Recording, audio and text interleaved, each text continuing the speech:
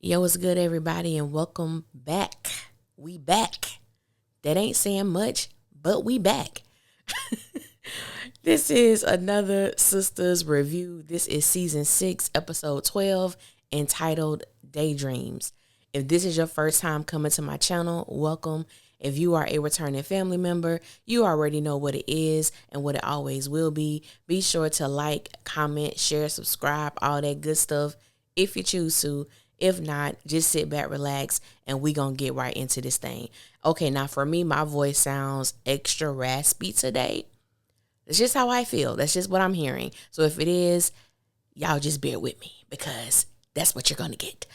So welcome back, everybody, to the second half of season 6 of Sisters. This your girl, Allie Nick, giving it to you how I give it to you, but always in the nick of time. And y'all know how I do. We gonna get right into this messy thing. There is no order. I'm just gonna flow how it comes to me. So I'm going to start with Andy, Karen, Zach, and Fatima. We find out, of course, we knew that Karen did not actually shoot Fatima. You know, they had to make it seem that way for shock value for the mid-season finale, but we knew what was up. We knew what the deal was. So we see them together now that we're back into reality and out of this daydream. I'm about to show my age, but do y'all remember that TV show, Lamb Chops Play Alone? And if you don't remember, that's okay. But they had this song that they sung every episode, and it went like this. This is the song that doesn't end. Yes, it goes on and on, my friend. That's what I hear every time I see them. It's the conversation that never ends because they are literally saying the same thing. They are consistently having the same conversation every time they are in each other's presence. Every single time. There is never a resolve, a resolution, or conclusion when the four of these characters get together. Okay? Just never is. It's the banter back and forth between Karen and Zach, Karen and Fatima, Karen telling Zach he ain't shh, probably because he really ain't shh, and I personally believe he ain't shh. That's just me. Fatima tells Karen that she was wrong for walking into her house. But her reasoning for doing that was because she had a plan. And that plan was to talk to Karen woman to woman. Let me just pause right here. Stop right there. Stop right there. Fatima, cut the bullshit, okay? Cut the bullshit. I am a woman who does not respect the woman-to-woman idea. Don't ever approach me about your man. I don't have any loyalty to you. I didn't make you any promises or vows. I can guarantee what you feel you need to tell me or say to me, woman to woman, I couldn't care less. And I mean that in the most disrespectful of ways. we just got to be clear. In all of the life that God has given me to live, I have never understood the purpose of going to talk to someone else and giving them a woman to woman speech. I've never understood that logic. It has never made sense to me. I have never seen the purpose within that. Because at the end of the day, what does it solve? What does it do? So Fatima tells her she had a plan. I'm like, yes, sis, you did have a plan. And your plan was to sex Zach crazy, which you thought you did. Put him to sleep, which you thought you did. Go get the footage of him and Karen at the coffee shop, which you did, because you don't trust him. And honestly, I don't blame you. I don't blame Fatima for not trusting Zach. But don't project your insecurities onto the woman. In the words of Medea, check with your man first. Check with your man. You have a problematic man.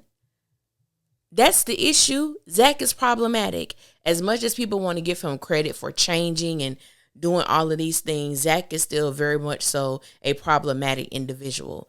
And because Fatima is engaged to this problematic individual, it's going to create problems. It's just going to create problems. So again, they're going back and forth. Fatima and Zach walk away. They just walk away. The conversation was pointless. I would have walked away from Karen too. Especially, came up to my job, sis. Let me just walk away before something happens. Let me just do that. And so we get a brief moment with Andy and Karen having a conversation. And Karen is giving Andy an ultimatum about choosing between her and Fatima. And I have said this several times. If you have to, first of all, an ultimatum shouldn't even be on the table. Andy has already chosen. Andy has chosen Fatima so many times. It is pointless as to why Karen and Andy keep tiptoeing around the fact that they just don't need to be friends. And the truth of the matter is they're not even friends. That's just what it is.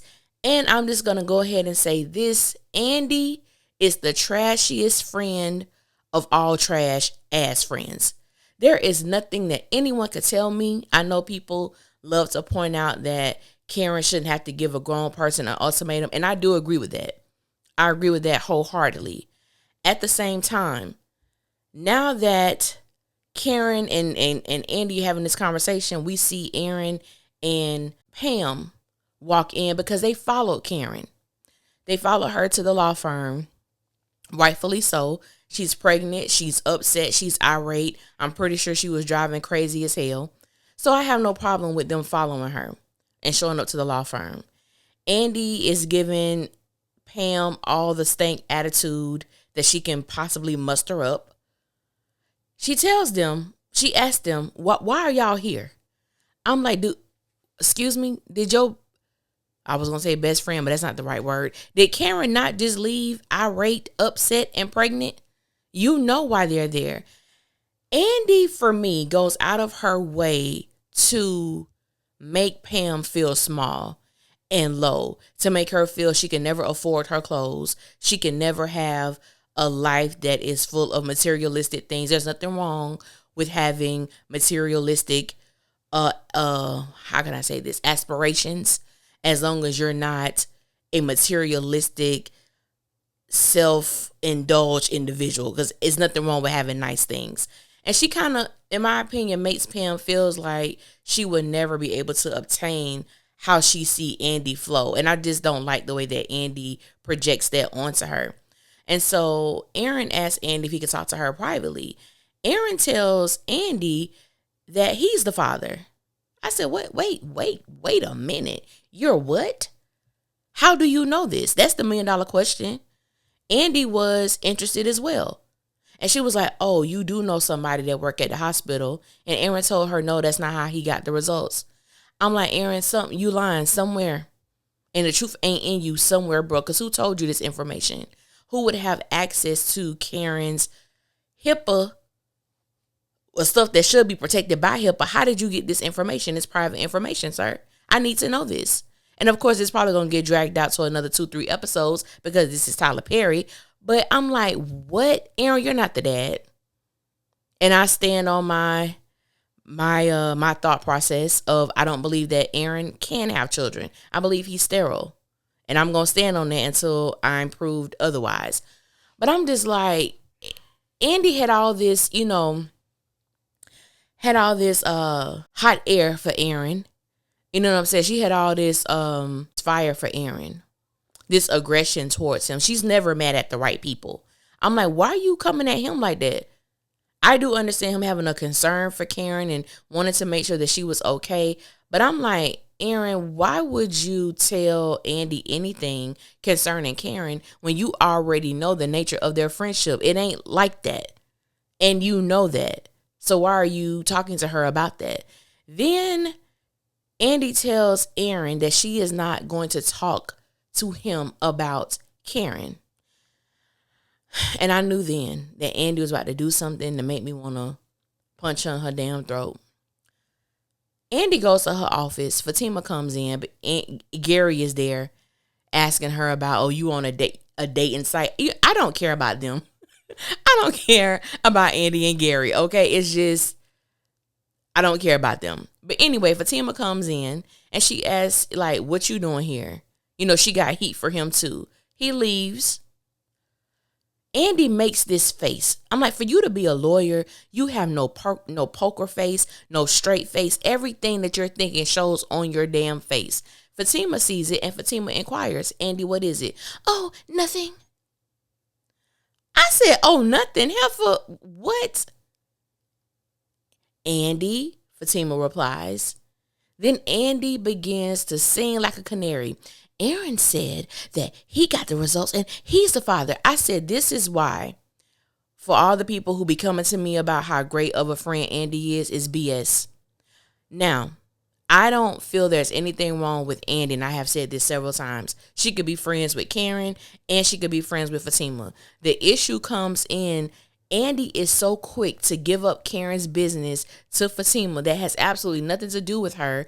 While on the other hand, when it comes to Fatima, Andy is quick to close her mouth and act as if Karen is crazy, don't know what she's talking about because she refuses to divulge certain information, which she shouldn't. But it needs to be like that with both parties. You should not be telling Fatima Karen's business and you should not be telling Karen Fatima's business because it's none of their business. Period. And Andy has done a piss poor job at displaying that she could be a mutual person in this jacked up dynamic. I'm not saying this dynamic is ideal because it's not. I personally would not want to be in this situation, but being that Andy is, either you going to be in it wholeheartedly or step away from both of these individuals. Andy she touches a damn nerve, all right?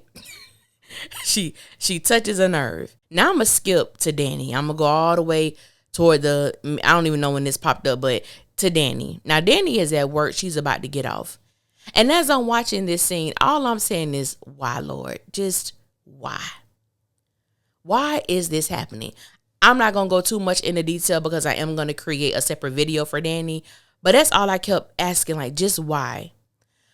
Now, we meet Danny's new love interest. So the guy that we saw last night by the name of Tony, this is someone who's going to be around in season 7. Okay? Just putting it out there. He's going to be around. This was a horrible way to introduce him.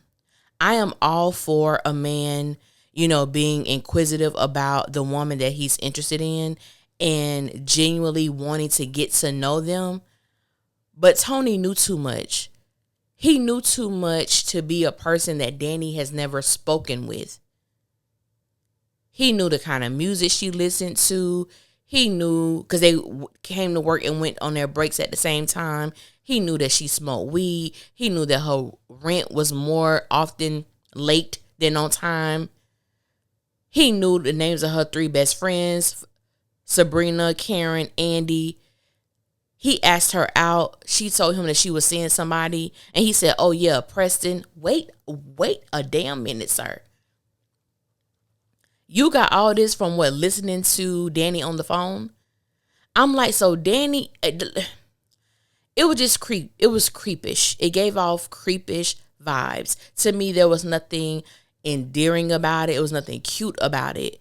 I would be genuinely concerned if someone who I don't know knew all of that about me. How long have you been listening? How long have you been stalking this woman? I said, where is the love for Danni, Tyler? You just refuse. You just refuse to give these women a love interest that they can grow with on this show. Zach is the only person who can have a serious relationship. Go to hell, Tyler. Like, seriously. It makes no sense. Anyway, I'm done with that. Like I said, I ain't going to get too deep because I'm going to have a video for Danni specifically. So, Sabrina and Bio, y'all, I laughed. I ain't going to lie. I laughed because Sabrina, I love you, sis. But Sabrina, as I've said, she ain't the brightest crayon in the box. She's just not, okay? Sabrina is a little touched. She's a little delayed, okay? Now, I know people have said, you just have nice people. I ain't met one nice stranger yet who's just willing to give me $1 million? Where they at? You just want to give out some money? Lord, let me be first in line. Because where are these men who just giving away $1 million and not wanting anything in return? So for me, it's the ignorance of Sabrina for me, okay? Because this man gave you $1 million and you telling me you never thought, oh, excuse me, sounding a little hoarse there. Like, this man gave you $1 million and you never thought that he would want anything from you. That is such a warped mindset to have. Because in what world? And people are like, oh, there are just some nice people like that. Where? In La La Land? On the Wizard of Oz? In the land of Oz? Because they're definitely not on Earth. Where they at? Anyway, Bio. Let me get serious first, then I'm going to go to the little funny part. So this is where Tyler pissed me off too. Because in the beginning of the episode, Maurice is telling Sabrina that she needs to face the fact that Bio is a homophobe. Now, I am one of those individuals that when you try to place that type of label on someone, it needs to be, in my opinion, it needs to be loud, especially when you're talking about a TV show. Now, collectively, if you are someone from the Caribbean or something like that, the culture as a whole looks down or have their own personal views on people in the LGBTQ community.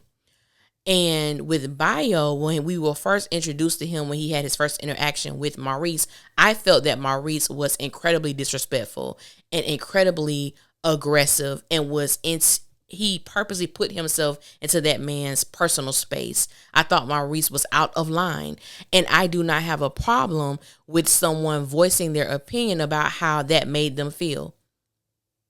Period. Whether it came from a man or a woman, don't automatically assume that someone is interested in you.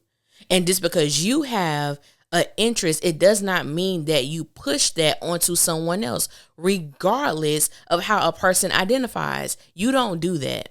And so I'm not here for Bio being labeled as a homophobic individual. He did not like what Maurice said. He voiced how he felt. He did not like that. I don't blame him for not liking Maurice. Hell, I don't like him either.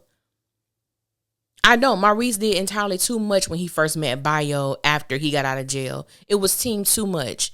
And any other man, he better be thankful, would have whooped his ass.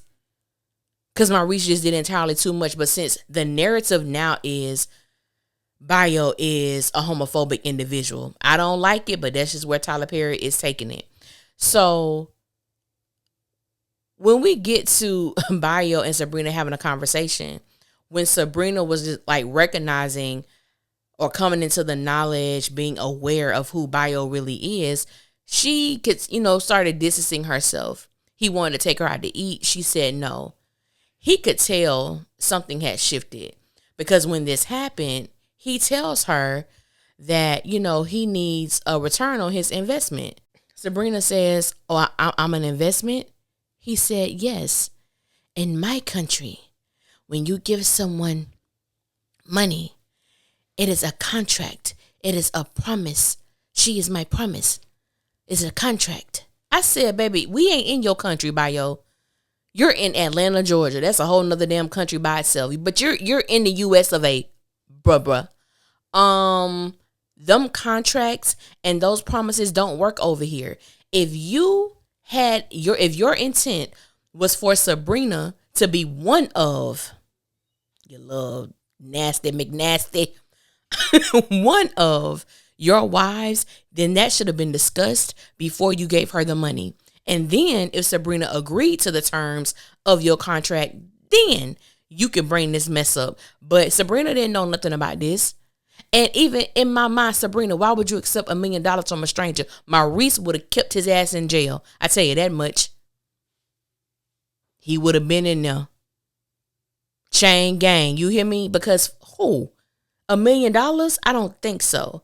So Sabrina was like, what are you telling me? I said, Sabrina, did he not explicitly lay out the details of what he wants?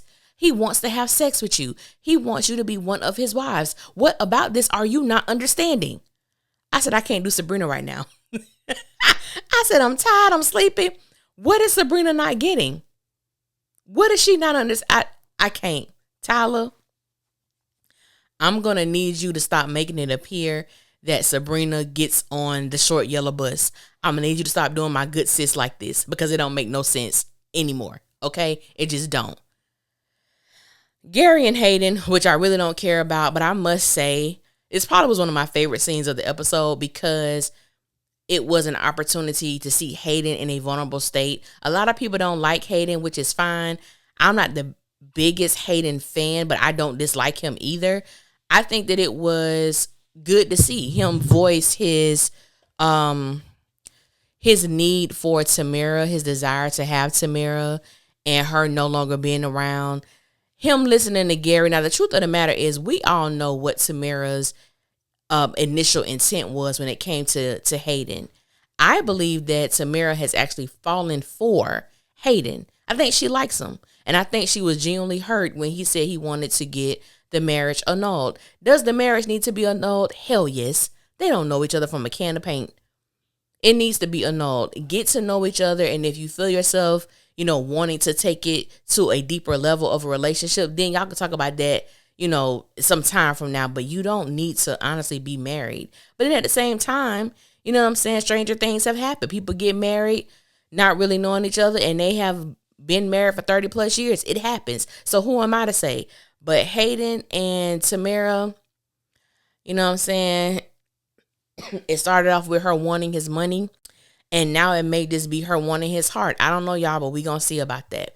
Now, I had a phone call during the time of Zach and Fatima being on screen, so I didn't get the full effect of actually what they were talking about. But the one thing that I did get is when they were talking about the outside forces coming up against them as if they're not toxic by their damn selves. I said, can we be honest? Fatima and Zach, can we just have some honesty right now? I'm not denying the fact that there are outside things that are happening that is affecting you guys as a unit, but let's not act like everything is outside. A lot of that stuff is inside. Zach done had 145-minute therapy session and he think he just fixed. Everything is all to the good. And one thing that is about to happen that I'm not looking forward to is the assassination of Heather's character. Oh, she about to get pissed all on for the sake of Zach.